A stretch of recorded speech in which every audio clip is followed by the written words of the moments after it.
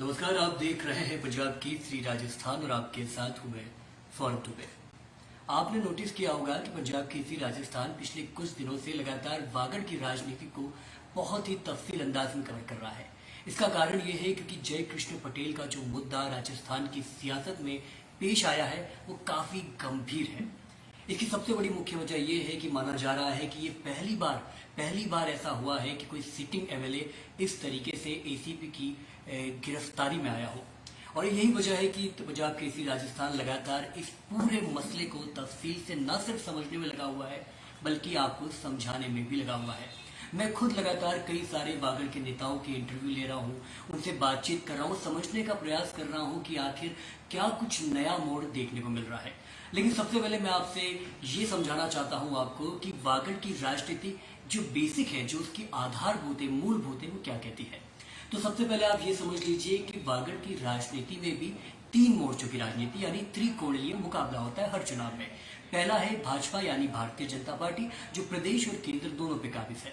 दूसरी है कांग्रेस, जो कि है मुख्य विपक्षी पार्टी, जैसे कि केंद्र में उसी तरीके से प्रदेश में भी मुख्य विपक्षी पार्टी के तौर पे कांग्रेस हमेशा पेश आती है। लेकिन यहाँ तीसरा धड़ा भी मौजूद है और तीसरा धड़ा है भारत आदिवासी पार्टी। जी हाँ, वो आदिवासी पार्टी जो पिछले कुछ सालों में ही इतना बड़ा दबदबा स्थानीय राजनीति में बना चुकी है, जिसकी वजह से उसको राजनीति से, उसको सियासत से इग्नोर नहीं किया जा सकता। उसका आप दम इस बात से समझ लीजिए कि कहीं ना कहीं धीरे धीरे उसका प्रभाव इतना मजबूत हो गया है कि भाजपा और कांग्रेस के लिए वो रीढ़ की हड्डी साबित हो गई है, या फिर कह लीजिए गले की हड्डी साबित हो गई है। ना उसको निगला जा सकता है, ना उसको उगला जा सकता है। यही वजह है कि भारत आदिवासी पार्टी को वागड़ की सियासत में आप कमजोर बिल्कुल नहीं समझ सकते। और यही भारत आदिवासी पार्टी की हाल फिलहाल की जो खबर आती है वो पूरी राजस्थान की राजनीति को, पूरे राजस्थान की सियासत को एक बार के लिए दहला के रख देती है। खबर आती है कि जो भारत आदिवासी पार्टी के बांसवाड़ा से बागीदोरा विधायक है जय कृष्ण पटेल, उनको एसीबी ने 20 लाख रुपए की रिश्वत लेते हुए गिरफ्तार किया। और ये 20 लाख रुपए की रिश्वत सिर्फ एक इंस्टॉलमेंट थी। असली आंकड़ा 2.5 करोड़ के आसपास का बताया जा रहा है। अब अंदाजा लगा के देखिए, 2.5 करोड़ की कीमत, और वो भी एक आदिवासी नेता। वो आदिवासी नेता जिसकी पूरी सियासत, जिसकी पूरी राजनीति सिर्फ इसी आधार पे थी कि हम तो गरीबों के नेता हैं, हम तो आदिवासियों के नेता हैं, हम उन आदिवासियों का जनप्रतिनिधित्व करते हैं जो एक बहुत ही गरीब तबके से आते हैं, बहुत ही पुअर क्लास से आते हैं। अब ऐसा आदिवासी नेता जो खुद को गरीब नेता बताता हो, गरीबों का नेता बताता हो, उसके पास से 20 लाख रुपए की रिश्वत बरामद होना, उसको 2.5 करोड़ रिश्वत के चपेट में लेना, कितनी गंभीर बात है अपने आप में समझ सकते हैं। और यही गंभीरता वागड़ की सियासत में भी आती है, जिसके बाद होता यह है कि लगातार भाजपा और कांग्रेस को ये बहुत अच्छा मौका मिल जाता है बीएपी की सियासत पे लगातार हमलावर होने का। और ये हमलावर इस कदर होते हैं कि बीएपी और कांग्रेस के तमाम नेता, न सिर्फ वागड़ के नेता बल्कि वागड़ के बाहर के नेता भी लगातार इस कदर हमलावर होते हैं कि कहीं न कहीं बीएपी अपने आप को इस मौके पर सबसे कमजोर महसूस कर रही है। और अगर मैं ये कहूं कि पिछले 5-6 सालों के उनके सियासी इतिहास को उठा के देखें तो इस वक्त बीएपी सबसे ज्यादा कमजोर है। और लगातार इसी चीज को पकड़ के हम कई तमाम नेताओं से बात करते हुए आपको इस पूरे मसले को समझाने की कोशिश कर रहे हैं। अब देखिए, एक पहलू जो मैं आपको समझाना चाहता हूं वो ये है कि जब एसीबी द्वारा जय कृष्ण पटेल गिरफ्तार किए जाते हैं तो बीएपी समर्थक, न सिर्फ नेता बल्कि उनके समर्थक, उनके वोटर्स भी ये कहते हैं कि ये भाजपा की साजिश है, ये कांग्रेस की साजिश है, ये मिली भगत षड्यंत्र के तहत जय कृष्ण पटेल को गिरफ्तार किया जाता है। अब इस साजिश में सबसे पहला जिसका नाम आता है वो एक ऐसा व्यक्ति है जो कांग्रेस में रहा है, और वो एक ऐसा व्यक्ति है जो भाजपा में भी रहा है।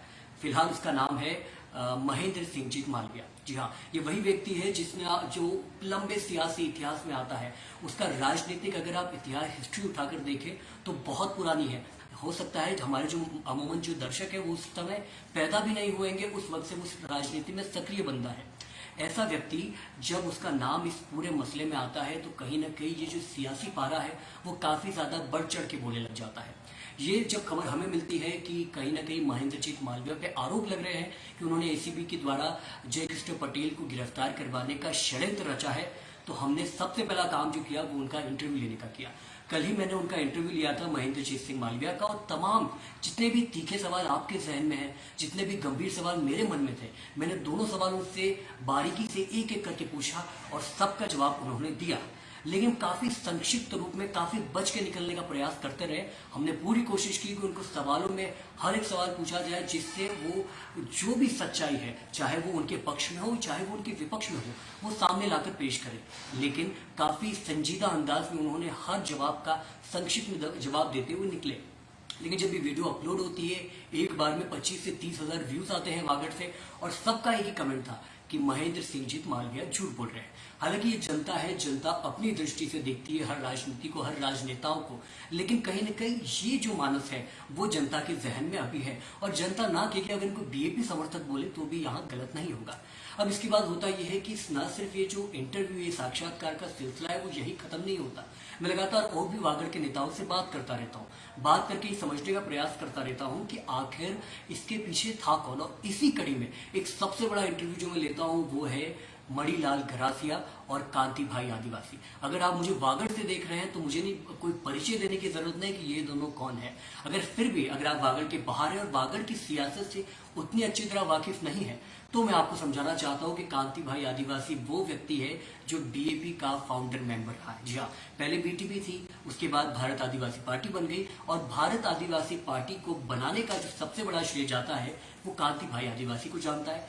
उनकी जो फैन फॉलोइंग है, उनकी जो जन समर्थन है, वो कहीं ना कहीं काफी ज्यादा रोमांचक है, काफी ज्यादा आकर्षित है।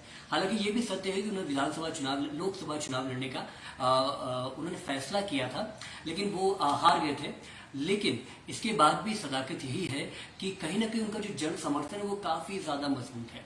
और उनके विपक्ष में कौन थे? उनके विपक्ष में थे मणिलाल गरासिया। एक वक्त में बीटीपी का पुरजोर समर्थन करते थे, एक वक्त में बीएपी के साथ भी खड़े हुए थे। राजकुमार रोत, अनुतोष रोत, कांति भाई आदिवासी और भी अन्य जो भी नेता है उनका भी बहुत ज्यादा समर्थन करते थे मणिलाल गरासिया, मोहन रोत। लेकिन अब सच्चाई ये है कि वो बीएपी से बिल्कुल अलग है, और न सिर्फ अलग है बल्कि बीएपी के पुरजोर विरोध में है। पुरजोर विरोध मैंने इसलिए कहा क्योंकि हर मंच पे जहां भी वो जाते हैं, चाहे वो शादी ब्याह, किसी का मातम का मंच भी हो ना, लेकिन वो बीएपी का विरोध करना बिल्कुल नहीं भूलते। वो ये पूरी सुनिश्चित करते हैं कि राजकुमार रोत, कांति भाई आदिवासी, भंवरलाल परमार जैसे लोगों पर भ्रष्टाचार जैसे गंभीर आरोप लगाना बिल्कुल ना भूले। इसी साक्षात्कार में जब मैंने उनसे बात करने का प्रयास किया तो उन्होंने एक के बाद एक इतने सारे गंभीर आरोप लगाए जो सुनकर आप हैरान रह जाएंगे। सबसे बड़ी बात जो उन्होंने कही वो ये थी कि राजकुमार रोत, कांति भाई आदिवासी, भंवरलाल रोत जैसे जो नेता है बीएपी के, वो कहीं न कहीं भ्रष्टाचार में लिप्त है। जय कृष्ण पटेल तो सिर्फ एक मोहरा था, 20 लाख की कीमत लेते हुए गिरफ्तार किया गया था एसीबी द्वारा, लेकिन इससे बड़े भ्रष्ट लोग बीएपी यानी भारत आदिवासी पार्टी में बैठे हुए। ये काफी गंभीर आरोप है अगर आप अपने आप में देखें तो। और इसके बाद जो उन्होंने बड़ी बात कही वो ये कही कि ये सारे नेता, भारत आदिवासी पार्टी के जितने भी नेता हैं, ये सारे नेता आदिवासियों के साथ, आदिवासी समाज के साथ सिर्फ अपने पक्षपात की राजनीति में लिप्त है। इनको कोई मतलब नहीं आदिवासी हित से, इनको कोई लेना देना नहीं है कि आदिवासी क्या करते हैं, क्या सोचते हैं, उनकी भलाई के लिए क्या है, उनकी बुराई के लिए क्या है। इनका सिर्फ इकलौता मकसद है आदिवासी समाज के नाम पर राजनीति करना। हालांकि इसके जवाब में कांति भाई आदिवासी ने भी कई सारे अपने तथ्य तर्क पेश किए, और इन तथ्य तर्कों में कुछ चीजें ये शुमार थी कि जो मणिलाल गरासिया है वो कहीं ना कहीं आहत है क्योंकि बीएपी में उनको वो जगह नहीं मिली जो वो चाहते थे। वो संभवतः कई बार नेताओं के बीच में जो विवाद होता है वो टिकट को लेकर होता है, और यही चीज हमें यहाँ भी देखने मिली। सुनने में आता था कि मणिलाल गरासिया टिकट की दावेदारी पेश कर रहे थे, लेकिन शायद उनको उस प्रमुखता से, उस प्रबलता से नहीं देखा गया जो देखा जाना चाहिए था मणिलाल गरासिया के अनुसार। और यही वजह है कि वो इसके विरोध में आए, और यही वजह है कि जिसकी वजह से वो इस तरीके की अपनी बयानबाजी में लिप्त है। ये हालांकि कांति भाई आदिवासी का तर्क था, लेकिन यहाँ मैं आपकी बात यानी जनता की बात में बता दूं कि ये जब वीडियो अपलोड होती है तो 86,000 से ऊपर इसके व्यूज आते हैं, और इसमें जो कमेंट है, सैकड़ों कमेंट इसमें लोग करते हैं, और सैकड़ों कमेंट पे ये बताते हैं किस तरीके से मणिलाल गरासिया सिर्फ अपनी पक्षपात की राजनीति के चलते, अपने फायदे की राजनीति के चलते बीएपी के विरोध